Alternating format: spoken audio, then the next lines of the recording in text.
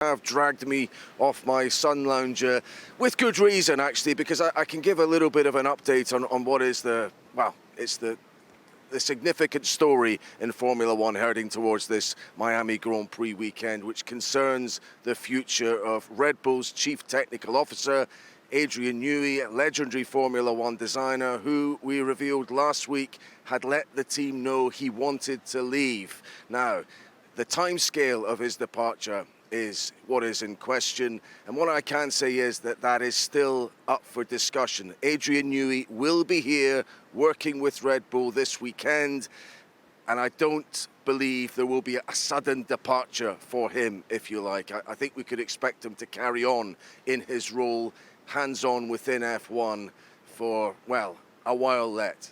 Let's see. What I can see is there will be no official announcement from the team today. I can also say that Newey will be travelling to the Grand Prix with Christian Horner. Now, they haven't had a face-to-face discussion yet about the matter that Adrian Newey wants to leave, but they will have that opportunity now. However, as I understand it, Newey's mind is made up.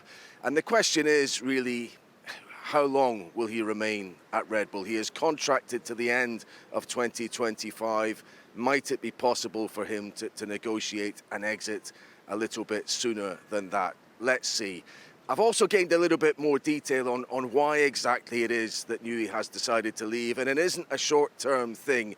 I have learned that Newey was considering leaving Red Bull last year, and that Christian Horner had to talk him into effectively signing a new contract with the team, which he did last May. But he has become increasingly disillusioned with the power struggle going on behind the scenes at the team, this friction between Salzburg, where Red Bull's head offices in sporting terms are, and the Formula One team base at Milton Keynes, and also the wider friction between the Thai majority ownership and the Austrian 49% minority ownership. That power struggle has made it a difficult working environment for Newey, who additionally is not a fan of the Netflix era of Formula One, which is so much in the spotlight, so much commercial focus as well. That does not sit well with him. So let's see what this weekend will bring in terms of maybe a firmer timescale for when he's going to go. But I can also add that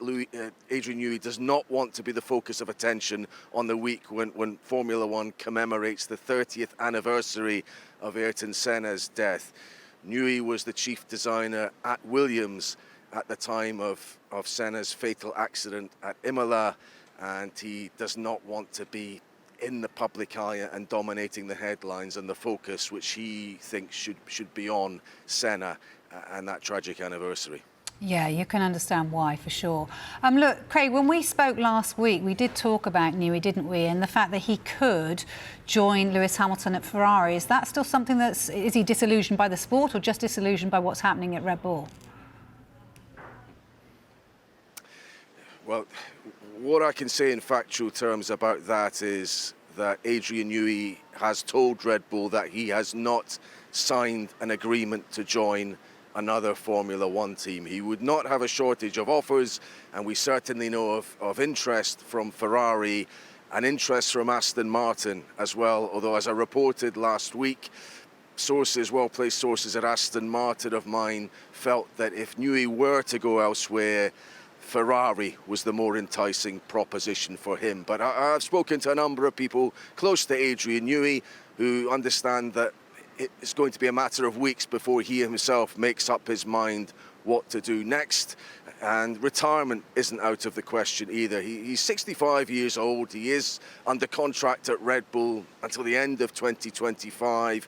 Might there be a period of gardening leave additionally to that? He has other projects and interests which he might want to get involved in. Might joining Ferrari mean a degree of upheaval in terms of perhaps having to move to Italy, although maybe that isn't absolutely essential. But yeah, that really isn't a known thing yet, exactly where he thinks his future is, if he has one within Formula One. But I think what we do understand is that of the projects available to him, the Ferrari one does have his consideration, and I think that that makes sense to him as a potential future career path if the career is to be extended.